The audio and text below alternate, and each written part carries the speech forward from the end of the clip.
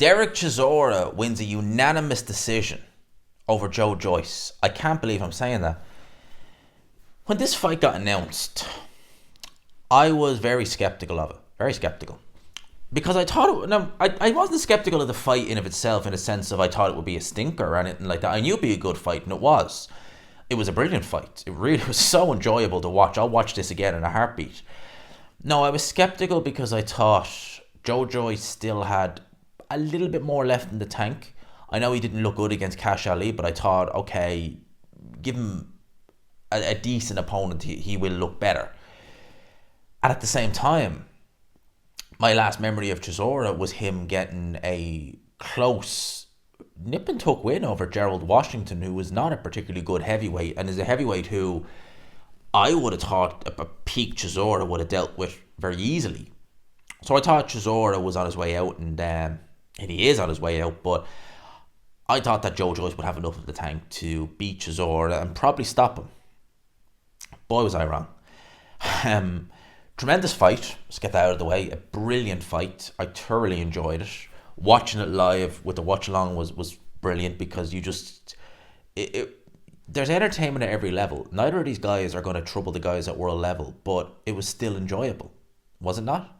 It was brilliant. It was so much fun to watch. There was drama. There was punches. There was loads of punches thrown. Loads of punches landed. It was only a 10-rounder. It was brilliant. I enjoyed this fight thoroughly. Joyce, I thought, would start fast. I thought Chisora would start fast, and I thought that it would be good for that. It would be, a good little pace early on. Joyce didn't start as fast as maybe I initially thought he would, and Chisora did. Chisora was able to keep that pace. He fought in spurts, which is something he's done over the years, certainly over the last couple of years. And Joyce, you see, Joyce, what he was doing in there was he would have his moments where he would back Chisora up to the ropes or into the corner, and he would start just launching combinations. He would use his jab, he would throw shots, this, that, and the other. But what was he not doing? Landing. That's what he wasn't doing. They weren't landing these shots. You can't score them. Whereas Chisora was looking to wing right hands. Early on, he was looking to wing right hands in the center of the ring. He was looking to throw shots. He was hitting Joyce to the body. As the fight progressed and he started to pace himself and fight in spurts, he would actually go to the ropes. And we've seen him do this over the last couple of years. He would go to the ropes. He would look to counter off the ropes.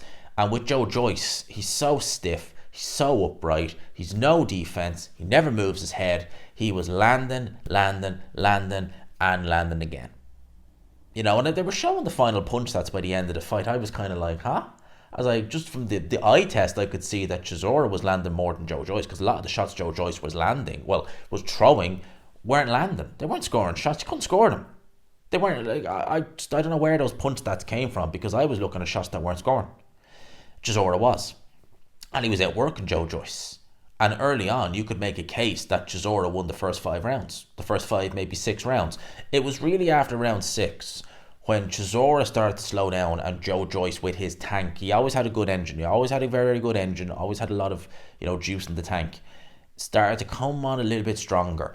Chisora was looking a bit ragged. He was looking tired. Round number 8 was a particularly bad round for Derek Chisora. He got hurt in that round. It looked like, I think it was a left hook he was landed, he got hit with, and he backed up again the ropes.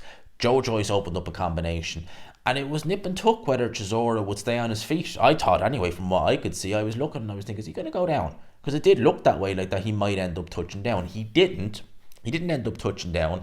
And then the 9th round, it was more of the same, and I was thinking, this is not good for Derek Chisora. All that good work he done early on, getting the lead, outworking him, he couldn't maintain the pace. I knew he couldn't maintain that, but he was starting to get hurt. His legs, they looked ragged, not in a sense of he was hurt necessarily, but just that he had no energy for those legs to be standing with. And as the round was going on, I was thinking, all right, Joyce is going to get a foothold in this fight. And a big right hand from Chisora comes in. Right hands that he'd been landing all night. One finally lands, bang on the button, and it puts Joyce down. And he wasn't hurt by the shot. It was a legit knockdown. He should have been counted, yes. But he stayed down. And it was, you look up at the sky and you were like, is he actually, is he gone? Can he not get up? He could get up. I think he was more embarrassed. And I'd say in that moment with Joe Joyce, when he was down, because again, he wasn't hurt, I'd say he probably looked up at the sky and just thought, less than 2 years ago, I was beating up Joseph Parker fairly comfortably in the Manchester Arena and knocking him out in 11 rounds. And here I am in the O2 in a 10 rounder against Chisora and I'm on the canvas. Like, how did this happen? I remember Jamie a couple of years ago, Punch Perfect Boxing, shout out to him, said you take out Joe Joyce's chin, you've got nothing. And he's pretty much spot on. You pretty much do have nothing. I think we flattered to deceive quite a bit over the last couple of years prior to the Zhilei Zhang performance. But he goes down against Joe Joyce, goes down against Derek Chisora, and you think, all right, it's all in the 10th round. He needs to get rid of him. And he didn't. He won the 10th round, but he didn't get rid of Derek Chisora. And it went to the scorecards, 96, 94 twice, 97, 92 or 93. Yeah, that's about right. You couldn't be giving the early rounds to Joe Joyce. He wasn't doing that, and he wasn't winning them. He wasn't able to outwork Chisora. I'm amazed with what I seen in there. I did not think Chisora had this performance left in him. I really didn't. I'd seen him not look good against Parker in the rematch. That's nearly 3 years ago. I didn't see him look good against Kubrat Pulev in what was a good fight, but I thought, all right, look, Kubrat Pulev is shot to bits. He really didn't look good against Washington. He took a hell of a beating against Fury, and here he is against Joe Joyce, and I couldn't believe what I was seeing. For the first 5 rounds, I was just like, what the hell? How does he do it? How can this man keep doing this? I don't know. How can you not love Derek Chisora?